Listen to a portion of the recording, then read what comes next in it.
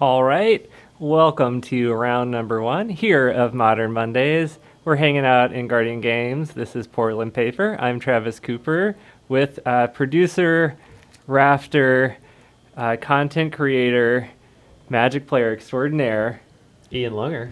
and we're bringing you 4 rounds of Modern Magic the Gathering. And for round number one, boy, are we going to have a banger. I bet this is going to be like super fast match here. What do we have? On table left, we've got the suspense builds. Azorius control. And on table right, we've got Azorius control. It's a control mirror. So sit back, get comfortable, grab your beverage, maybe do some stretching here. But we're gonna hang out and watch the mirror magic. Should be really fun. I do like watching control mirrors. I imagine a lot of the game is going to resolve around who gets to resolve a Teferi 3, and probably not going to see a lot of plays before, maybe even turn 5 where you can cast something, have a counter backup. Usually, I feel like unless your hand's really good, these matchups, whoever ends up trying to resolve something first, it ends up kind of losing unless your opponent's hand is absolutely trash, which, a lot of times you're bluffing really hard in these control mirrors. So, you have thoughts and feelings on this matchup? I've never played this matchup, nor have I had any interest in doing so I will be following your lead. I will say I did used to I still think control mirrors are awesome and fun to watch, but they were way more fun to play before Teferi 3 was printed. Yeah, that is kind of the I win button, I suppose. Yeah, sometimes. I mean, there's ways around it, but you're definitely way behind once your opponent resolves that. And, we're going to see some really medium beats win the game here. There's might be some in-step solitudes cast for no value just to have a 3-2 attacker. Looks like Mikey might even be splashing. I know it's just control. I'm pretty sure it's just Azorius control, but we might have that breeding pool splash to get 4 colors off of our prismatic endings, which is pretty important against the 4-color pile decks. Yeah, we'll have to see whether these splashes are kind of real splashes or whether they're just kind of the prismatic ending, add a couple of colors, as we also see a Rogran Triumph on Anubis side. Yeah, I mean, a lot of the blue-white and air quotes control decks, you'll call them Jeskai control, but they're playing like maybe 1 to 3 fire ices in the main deck. I could see the splash be for sideboard cards, like Mikey might be playing Veil of Summer in the sideboard, but most of this deck, both of these decks are going to be blue and white cards. Yeah, for sure. Kind of taking a look while Anubis was searching, I did not see any cards that were not blue and white. And I was even kind of looking for those fire ices, and I didn't see them, which doesn't mean they're not there, but didn't catch a glimpse of them. So March is probably one of the worst cards in the deck. Your prismatic endings can at least tag Teferi, so a lot of times if your opponent tries to resolve one, you end up fighting, it ends up resolving, then on your turn you can untap and ending it. But March does not hit Planeswalkers, so I think its target is going to be maybe Spreading Seas if they're in the deck, but Spreading Seas is kind of out of fashion these days. There's perhaps both players are playing Chalices. We have an in-step Memory Deluge here for Mikey. That card seems fantastic in this matchup. Yeah, anything you can do to keep hitting your land drop so that eventually your opponent misses a land drop, and then you're going to be able to play a permanent and have more mana available for the counterfight. So let's take a quick look at March. So the one thing that March can hit is if it gets to a point in the game where Mikey is trying to rumble in with the Colonnade. It looks like it would be able to hit the Colonnade once it turns into a creature. So yeah. At least it's not like 100 dead, it's just mostly really dead. Yeah, that's kind of a sign of desperation, or if you're trying to remove a Planeswalker, animating a creature land in these control mirrors. Either your opponent has no cards in hand or 1 card and you have the counter backup after animating, But yeah, otherwise you're probably never going to animate your creature land unless you're trying to take a planeswalker off the table. Okay, so Mikey has taken the first action here. What is that telling you? Mikey's hand is probably pretty decent. We might be trying to play a permanent here and have counter backup to get your opponent to use a counter spell on their end step. Looks like a Jace, maybe a couple verdicts, an Archmage's Charm. Yeah, we're going a some little 3 fairy, and we're hoping for a counter spell here like a charm, and then you can either let it resolve and play your second one or counter back with the charm. I see. So Mikey, the Solitude was not really anything other than trying to bait some mana out from Anubis in the hopes that during this turn we could resolve one of the 2/3 fairies. Yeah, when you play these control mirrors, it's like a different kind of magic. It's quite the strange one because it's you're wanting a threat on the board, and it doesn't matter how medium it is. Okay, we get a bounce, and this is really strong because Mikey has that charm up, so we're going to be able to counter something without Anubis being able to counter anything back. So that could have been the crux of this match. We'll see. There's 2 prismatic endings we have from Anubis, but do we have? Looks like we could do it twice if need be. Yeah, have Xaxes to run it twice here. Twice with 3 colors, which is important. So Correct. it really depends how you tap mana after this. Yeah, but that breeding pool needs to be put in another pile if we're going to do it. Yeah, twice. that it does. This could be a pretty. Let's see if we Yeah. realize this before it happens. Yeah, so that's going to prevent us from being able to do it twice. All right, so you might just see a deployed Snapcaster here. That seems pretty rough. Yeah. So I think I'm seeing that being a mistake here because there's no reason not to be able to. There is a second ending in hand, so there's no reason not to allow yourself to do it for 3 colors again. Agreed. I think regardless, Mikey had the backup to fairy in hand, so I think being able to resolve that with the counterspell backup puts you such in the driver's seat in this matchup. Right. So, I mean, never want to call a match early, but do you feel like we're getting close to garbage time here? In your mind, does Mikey have a stranglehold on this game? Like, if we have an advantage bar, how far on Mikey's side is it at the moment? Pretty far, probably like 65 or 70. There's certain things, it depends if your hand could be a lot of the same thing, removal.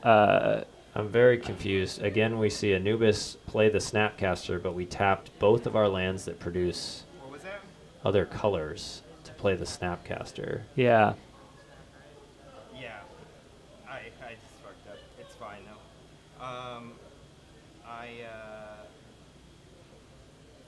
Number of colors spent. So blue, white. Maybe some feature match jitters.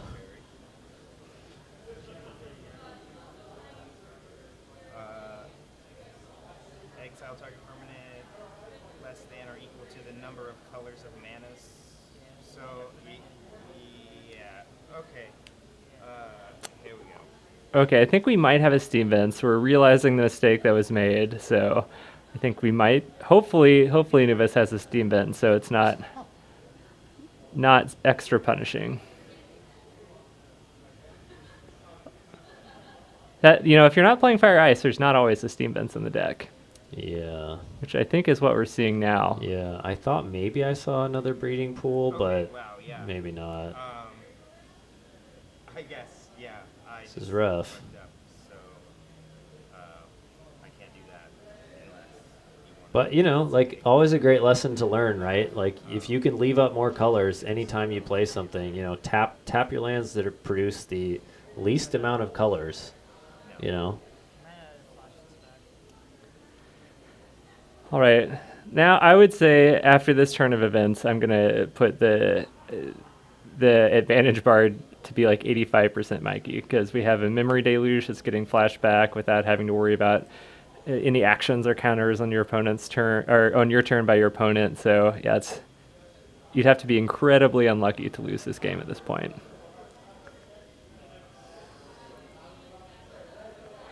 And do you want to check out, can we get a hand cam the next time Mikey is shuffling their cards? Absolutely. After that, play an island. Looks like we got a charm hanging out on top. We've got a Jace, a verdict, another Teferi, Had the a Jace counter all game. spell. Yeah, I think that is 7th ed Yeah. counter spell. Okay. Red, blue, Yeah, white. so a nice mix of Try to exile. interaction here. Right. Just going for the counter spell, valuing that card draw off the charm.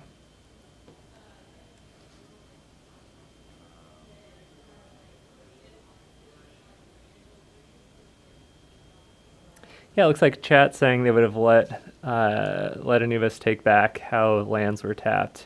Almost all the time I would agree with that, but actually in this matchup, no, because you're playing on the stack so much. And if you say like, okay, someone casts a spell and you say, okay, it resolves, I feel like at that point you're giving information to your opponents, like about what you have or what you want to reveal. So I feel like in control matchups, especially, I'm really reticent to like let takebacks happen. It is, yeah, especially in this case because Mikey very well could have watched Anubis tap both those lands, been like, okay, Anubis is casting the Snapcaster with not 3 colors of mana, so I'm going to let it resolve. Yeah, exactly. And maybe you would have countered it if you saw that there was 3 colors of mana up. Maybe not. I don't. But it's like that. Like that's a pretty big decision point there. Mm-hmm.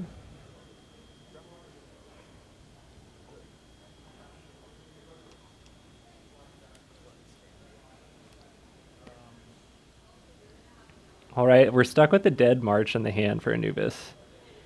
I'm thinking we might end up seeing a Jace ultimate here. Probably going to get a couple more turns of Brainstorm, and then have, make sure you have some counter spells up. And we're cycling a Shark Typhoon. We're getting a Shark. It's a 3/3. Okay, so there is a window here for Anubis to resolve something like a big Teferi, but I feel like Mikey's reading that that's not in the hand. And now that we have a threat on board, there's no real reason to be plussing with Jace. Just might as well get the max value and brainstorm away some cards you don't want with that fetch land. Yeah, it is interesting now that like there are kind of enough things that double as threats now for control that it feels like you almost don't need to be trying to win with the Jace Plus anymore. Well, style points. And I feel like there's a lot of people that have never seen that ultimate happen, and it's always fun to, give them that experience. Sure. Jace's ultimate, actually bring it their hand turns into their deck, and Don't bury the lead. Okay, well, bring it up on okay. the screen. Well, I'm waiting for Ian to do the card fetcher because he wants me to not spoil what Jace, a card that's been out since World Wake, does. And it looks like Mikey gets that one. All right. Now let's talk about Jace. Sorry, what were you saying about Jace? I was saying the minus exiles all cards from target player's library, and then that player shuffles their hand into their library, which usually means you win the game because you mill your opponent basically without actually milling them. Especially in this matchup. Okay. All right, sideboard. There's a lot of dead cards in the main deck. Those marches aren't really going to do anything. I feel like neither player revealed a companion, which is interesting. Snapcaster is great in Anubis's deck. If Mikey's not playing that, that is definitely an advantage to Anubis. Dovin's Vetoes, I'm sure both decks are playing that.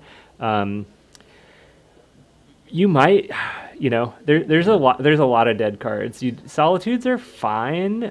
They're not great. Chalices are bad if chalices are in the deck. It all depends on the build, but I would say first you'd board out chalices, any kind of spreading seas. That's pretty medium bad. So it looks like Mikey's got 2 dress downs. Marches and dress downs are also both bad. So you have a lot of cards to board out. Solitude it's a flash threat, so I think you have other worse cards to board out before that, where you're boarding in. Probably, I mean, you're definitely boarding in Doan's Vetoes. If you have any 1 mana interaction, like Mystical Disputes or Flusterstorms, all of those cards are coming in. Oh, okay. Chat's asking someone English isn't their first language. Yeah, the player who is a target of Jace's ultimate, they are going to exile their whole library. So their library goes into their exile pile, and then their hand then gets shuffled, and their hand becomes their library. So however many cards that you had in your hand, basically that's the amount of cards you have left for the rest of the game. And then you'll end up running out of those turns pretty quickly, and then having to draw a card when you don't have any left in your library, and then losing the game. So running your opponent out of cards and libraries is a win condition. One that Ian, my co-commentator, knows well, but Ian goes about it in a different fashion. It's true. Love a good milling. I'm curious, so we saw both players had the breeding pool. Veil of Summer, really good in this matchup if you've got it. 1 mana Cryptic Command, basically. Cryptic Command, one of the most iconic cards in Magic. Don't see it around a lot except in the Lotus Field control decks. But doing it for 1 mana is pretty great. And, it's also pretty good for Anubis that the first match, if you're going to lose, you want to lose quickly. And I felt like even though that wasn't like lightning fast, that's still enough to, have 16 and a half minutes to win each of your next games, which is, a decent amount of time if you're playing pretty efficiently. Okay, so the very first thing I notice is March is still in for Anubis. We have 1 in hand. So Fetch and Odawara are and Island are the 2 lands available. Looks like Counterspell, Prismatic Ending, and then I couldn't tell if it was small or large Teferi. On Mikey's side, I just think March is so bad in this. Started with a Mystic Gate. Sorry, I was trying to see if we could get some hand info. I'm pretty sure I saw a Counterspell, as I think that's the only white bordered card in Mikey's deck. Mystic Gate is a pretty weak start. Mikey might be hoping for some lands here. I think that's a good read. That's what I would read if I were on Anubis' side. All right. Oh, interesting. So it looks like there's a Dress Down, a Counterspell, couple of Archmage's Charms. He might even be cycling a Dress Down right now. I think that's reasonable. This, especially after board, this matchup is all about hitting your land drops and then having like really, really efficient interaction or being able to play on your opponent's end step. Huh, so Mikey... Okay, just trying to make sure we have green available. Life total's not a terribly huge concern, so we're shocking here, and you're right on with the cycle of Dress Down. And we did it on end step, so it's going to stick around for Mikey's turn. Is there any real advantage to that? There's nothing really that you play that... I mean... Ever since Uro left us. Maybe if there's some Snapcaster shenanigans that could happen, but not at this point in the game. Sure. All right. And, a lot of times you're going to let your opponent resolve a draw 2 off Azorius Charm. It feels bad, but yeah, you want to counter the thing that they're playing in their main phase. Yeah, but see, the issue with firing off Azorius Charm sometimes... Archmage's. Or Archmage's Charm, sorry. Archmage's Charm is... it's great to have a full hand, but you might have to go to discard if all your cards cantrip, which then it didn't really do anything except give you a little bit of card selection. Which is, I think, what's happening right now. Oh, no, I'm not doing anything yet. Okay. I think the reason to maybe do that is if you're really digging, you needed to hit your 4th land. But it's a pretty medium play otherwise. Yeah, that's interesting. Or maybe if if they were really low on counter magic or something and really felt like they would lose like a critical counter war. It looks like Anubis's hand is also pretty medium here. We've got an Otawara, 2 prismatic endings, a March, and is it Big Teferi? Big Teferi and a counterspell. Yeah.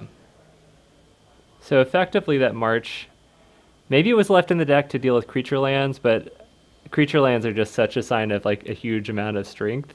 I don't think it's going to super be relevant. Otawara is good though when you're playing against Teferi 3. Yes. So Mikey's got Solitude, 2 counterspells, Archmage's Charm. I thought I saw Baby Teferi. There's at least one. There's a big one or a little one, but I think we're just going to get Solitude on instep here.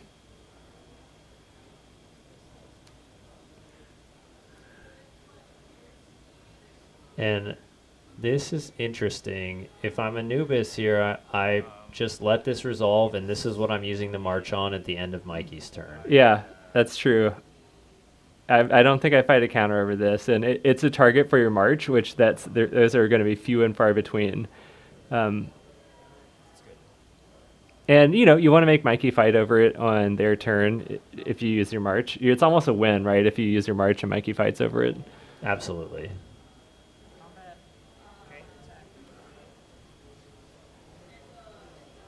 All right, taking 3. I like what we're seeing from Anubis here.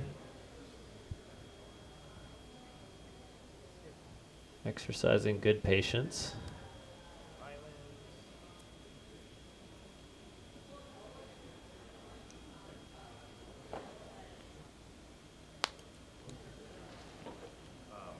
gonna tap out and try to mark. All right. Yes. We're going on a little adventure here. We're marching. And it works. So I feel like that was kind of best case scenario for Anubis. Like you got rid of kind of a bad card and it had some effect. Agreed. And you weren't punished at all. And if we have a land drop here, you can play Big Teferi with a counter spell, or you could maybe just wait and try to draw 3 at the end of your opponent's turn. I'm kind of more into the waiting to draw 3 because it's pretty easy for Mikey to have double counterspell or like counterspell charm. So going first in this situation, it's a bit like playing chicken, but yeah, I don't like it. So if you feel like you probably have the weaker hand, you definitely shouldn't go first, right? Is that correct? Or would you say if you feel like you have a weaker hand, you should just kind of go, like pick a spot like that and just go for it? I would say you don't want to go first because your opponent is also going to be afraid to go first. And it looks like that's a Force of Negation, not Archmage's Charm in Anubis's hand. But, like, if you have a weak hand, but you still have a fair amount of cards, you're bluffing many things, and your deck's full of counterspells. But right now, Mikey gets to just resolve, like, whatever. And, when Mikey was discarding the hand size, you're assuming that there's good cards in hand. So, all right, we're resolving a little Teferi, and there's a charm backup, so pretty safe on Mikey's side. Not a lot that Anubis could cast that would punish you. It also feels like after a battle, you really want to have some sort of threat to resolve. And at this point now, Anubis has no threats in hand. So even if Anubis were to kind of pull out some sort of, like a win in some sort of counter battle, it's not going to result in being able to pull ahead. Whereas if we had not gone first and kept the Teferi in hand, that might be possible. Wow, we charmed to draw 2 instead of using the second ending to get rid of Teferi.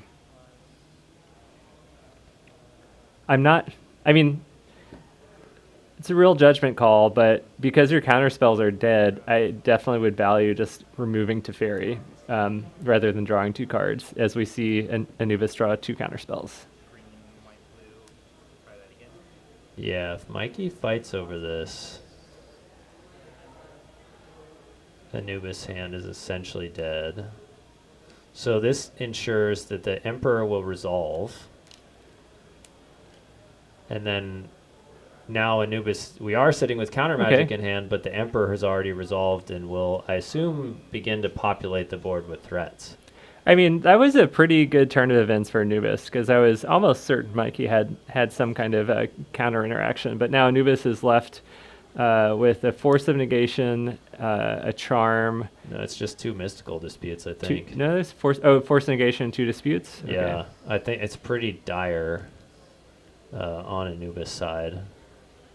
All right, we're investing into this token. Let's take a look at Wandering Emperor for those who have not seen it.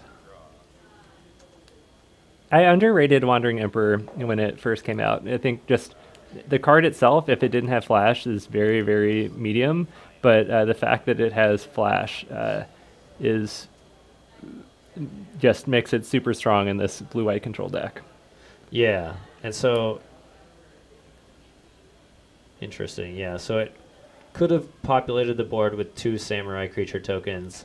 Mikey probably has a Supreme Verdict on the radar just in case, and maybe that's the reason why we decided rather to just make one of the tokens bigger.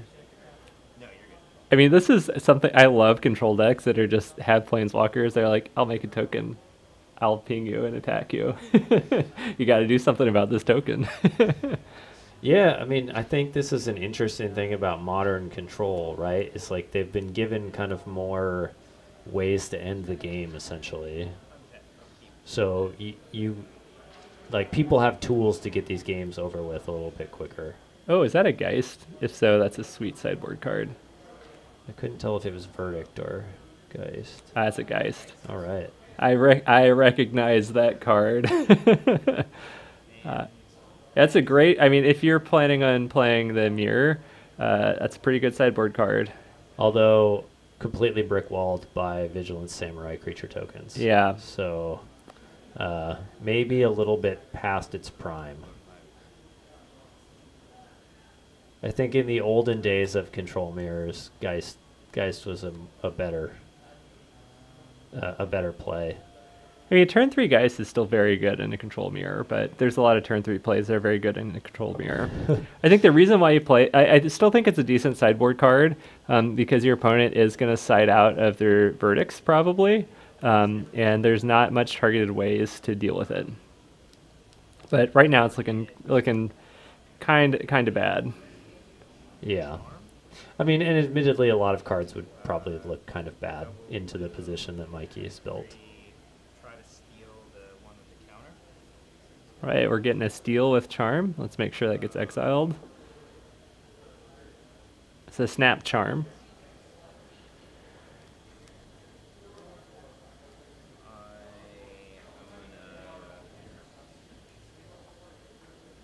This Hall of the Storm Giants might get rumbly. Are we getting in with the Geist? We are. I think we're using it to take out the Wandering Emperor. Oh, okay. So okay, I like that. Okay, I can get behind that. I mean, that's huge for Anubis. I mean, the counter magic is live at this point. A Force of Negation and 2 Mystic Disputes are not terrible to have in your hand at the moment. Mikey is sitting on a massive hand compared to that of Anubis. So, okay, so we see Dispute. Mikey can pay for this. I imagine that's what we'll see. Followed up with another Dispute.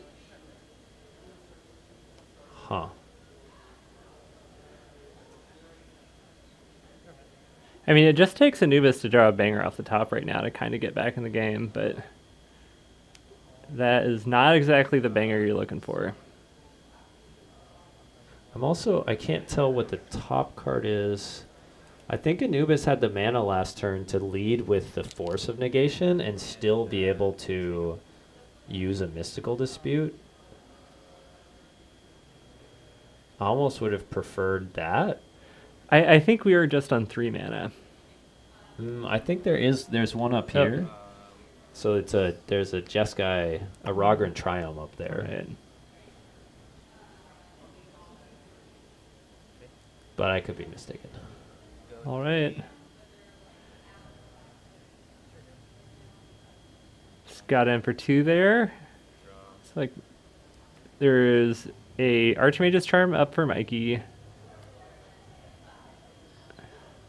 And if Anubis doesn't have anything here, even Teferi, I don't think is good enough because now can Anubis even activate the Hall of the Storm Giants, or does Mikey just that get is to, game. Yep. Mikey just gets to rumble in with the Hall plus a token to finish things off? Or you can really next level your opponent and just attack with the token for the. There's no reason to do that. The game is wrapped up here, right? As long as you have mana to activate Hall. We got 1, 2, 3, 4, 5, 6, 7. No, I think we need one more mana. It's 7 to activate? I thought it was 6. Let's find out. Let's look up Hall of the Storm Giants.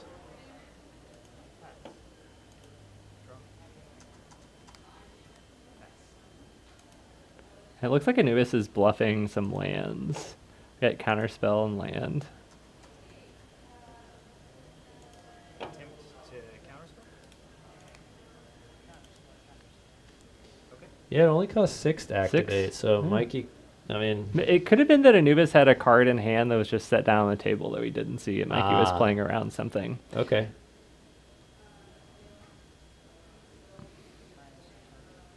Probably zoom out the camera for the next match a little bit. Untap,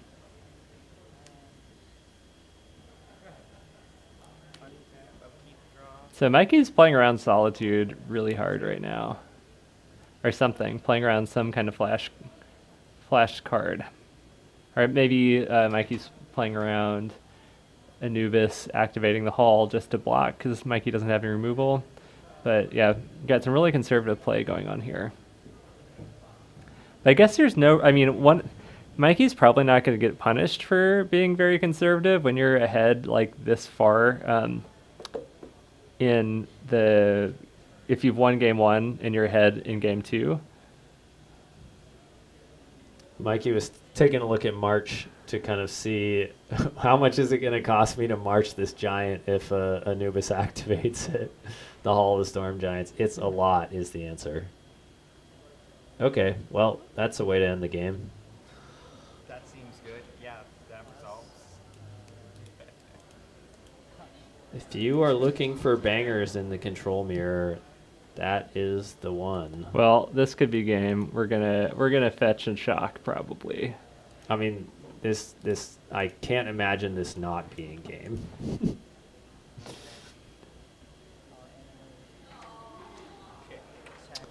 So, Mikey's cast Emrakul to Promised End. This will allow Fetch and shock. Come on. them to gain control of Anubis' turn. We didn't do it. Oh my gosh. This is a little bit of. I feel like maybe this is a little bit of playing with your food. I'll try to draw to you. Oh. What does I don't. Shouldn't Mikey be controlling Anubis' turn? No, we already had the one controlled turn, and then Anubis is taking the extra turn. Oh. Blade Flex,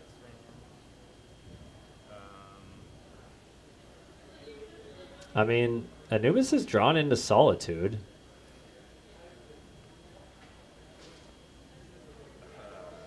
Solitude and Wandering Emperor. So I guess you got to cast the Solitude now, because Teferi's sitting out there. Yeah. It looks like we do have enough mana to cast Teferi yeah, you and got Solitude. it. I drew the Wandering Emperor, but Huh. I guess Anubis has had enough, but I think there was still some lines there. Yeah, I think you cast Little Teferi, Yeah. bounce the token, cast Solitude, exile the Emrakul. I'm not really sure why we're scooping him up here. I mean, I guess if you do that, then Mikey gets to hit back with the Hall, but Well, you have a Solitude in play, so I can't see how many yeah, but counters that Jace has on, or the Teferi has on it. I could exile Huh. it, I guess. Yeah, I thought it had 2, but And we might not have had a basic land to fetch as well. That could have been an there's many things. I bet Anubis knows that there was some reason on that board state that they did not have an out. So all right. Well, we thought it would go the entire time, but our control mirror has in fact ended. all right, well I'm gonna go see if our backup match is still And then going. Exile the Wandering Emperor to Solitude the Emrakul. Yeah. I think I win that. I think I win the game because I had the hall, right? Yeah. Yeah. But yeah, that was fun. Oh, let's see.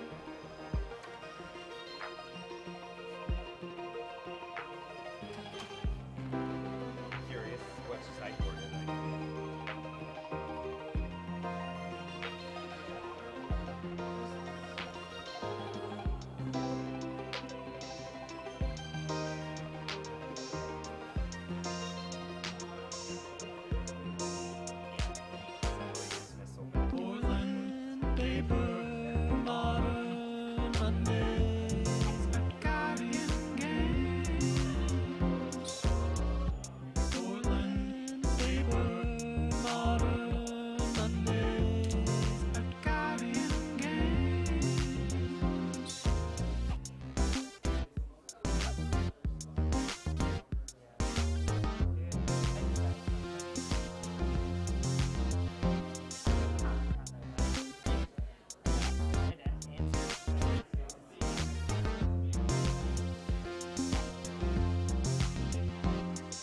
Yeah, I've been loving playing it. Definitely, everybody says that.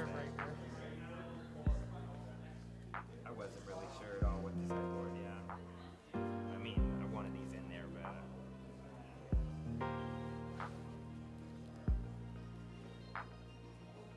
The speeds are tough. I like them a lot, but then sometimes they get the what? I was just thinking about how to dispute. All right. Well, we're back, Early on. and we do not have a backup match. However, we do have one of the fan favorite Yeah. and my favorite segments on this show, and that segment is Yeah, wow. Like I had Force and Mystical Dispute in my it's the hand. flavor of the week, I like and so the flavor downloaded of this Force, week the is Well, do you know what the flavor can't be? Can I? yeah. What can't the flavor? The flavor can't be like at whatever point I sriracha hot sauce, I could have just That's right. which I'm pretty sad about because, Until they do a secret layer. well, I mean, I use sriracha like ketchup, but it's like apparently they're out of chilies for that because of, I don't know, things that happen. We're at, in stage capitalism, so no chilies. So they've ceased production for several months of sriracha. So no hot sauce for our flavor of the week. But what we do have is That's a segue. Chaos Warp. The new art. This is the only art that Phil Foglio has done since 1998 for Magic the Gathering. We brought Phil back. We got Chaos Warp, and the flavor is confused but undeterred. The butterflies charged into battle. What a piece of flavor text. It just worked with Chaos Warp. What a piece of art too. Really stirs the kind of boomer magic, the boomer paper magic man within me. Yeah, I'm setting with this for a minute. It's a cool card. Yeah. I mean, it's like unconditional removal in red. Yeah, it's not in modern. I know. This is, yeah. Yes, It would be cool if it was a modern. it would be an interesting card to add to modern. Who knows? Maybe in MH3 they toss in Chaos Warp just for funsies. I mean, I could see it. You definitely play that in like Red Prison or something, right? Yeah, I mean, it's really flexible, which is fun, right? The fact that you could target your own thing in response to removal and then possibly flip something interesting. Yeah, I'm a fan. it's also hard to game because you have to shuffle your library before you reveal the next card. So, yeah. Seems pretty boss and limited, right? Like, Yeah. Yeah, some sweet removal. Chat did ask Travis, what do you think about the new Grixis Ledger Shadow deck? Have you seen the list for this deck? I have. It's like a Grixis Shadow, but they're cutting like one shadow. They're on like the 4 shredders. I like it. I have played around with Ledger Shredder in different configurations, and I'm a fan of the card. I think it does a lot of cool stuff in Modern. I think there is a bit of sort of metagaming going on where, like, if you're expecting to play a bunch of decks that have Darcy in it, Ledger Shredder is really good because it gets out of bolt range fast, so your opponents have to waste the heats on Ledger Shredder. Art just eats your opposing Darcys. So if you're expecting that matchup, it slows your deck down if you're going to be cutting Darcys. But if we're talking about blue, red, Murktide, or Grixis Shadow, but I like the version of Shadow that is more of a tempo deck than an all-in Shadow deck, and the Death Shadow is just kind of your top-end threat. That it's your Murktide in that deck. Which, because you're playing Thoughtseizes, you're fetching and shocking, Grixis mana bases are always the worst. I think it's fun. I think it's good, and I think if you look at results, it's put up some results, probably tier 1.5 ish, depending on if you're playing in paper or MTGO. Do you have thoughts about the deck? As you're a former Shadow player, right? Yeah, I think it's fine. I mean, there's this weird thing that's going on right now with Ledger Shredder where I feel like there's that principle that if you want to beat a deck, you go like one step higher than it, kind of that mid-range principle.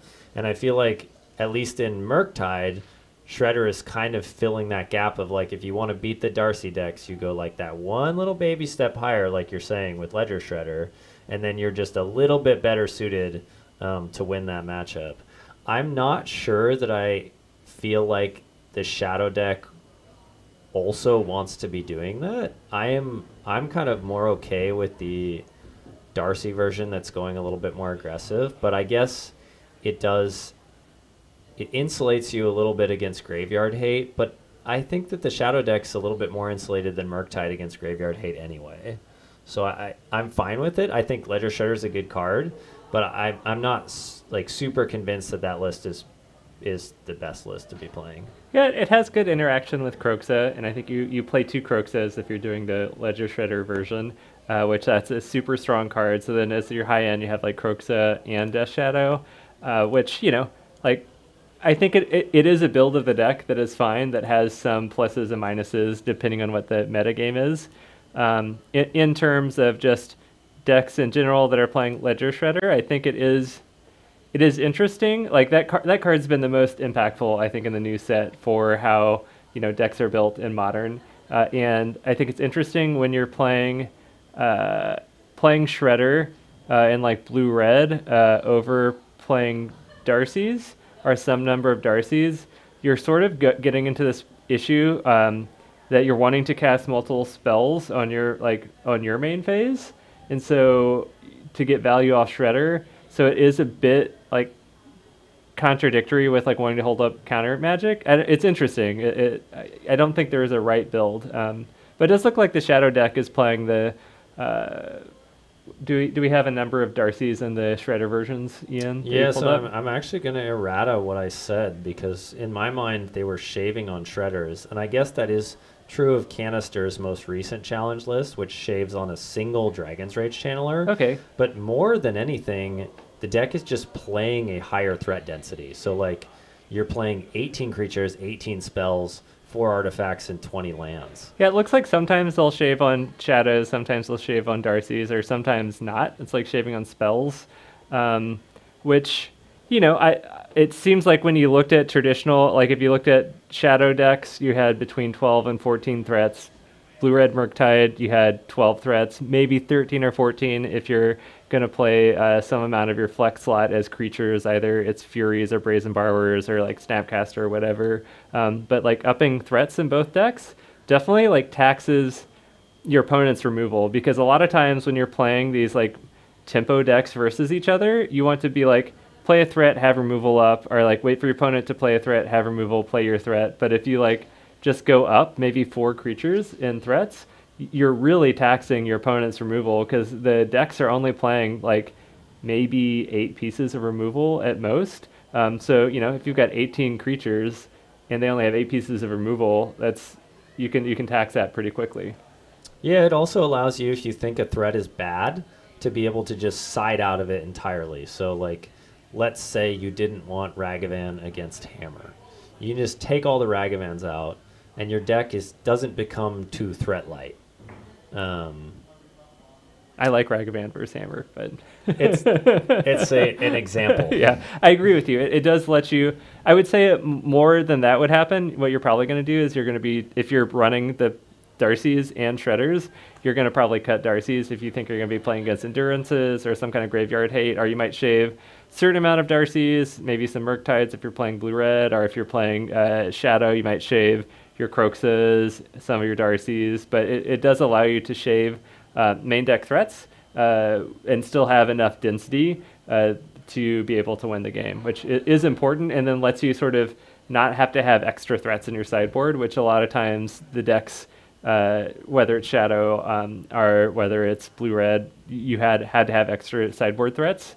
So yeah, it's interesting. I think it's fun. It's fun to watch how these decks are iterating and changing like week to week, and there's not like this is the 75 that is the best. Like we just recently saw the challenge, I think on Sunday, we had a blue-red like Murktide with 0 Shredders like win the challenge. So like maybe the meta is like swung all the way around, where you're just going to be really fast and, you know, have that, you know, clock your opponent with the Darcy's and your 1-drops. For sure. All right, well, we're down to 2 minutes and 50 seconds before the next round, so we are going to take a short break, and then we will be back. Yeah. We'll be back for our second round, and we're running 4 rounds here of Modern Magic here at Guardian Games in Portland, Oregon, and we'll leave you with this banger of a theme tune while you wait.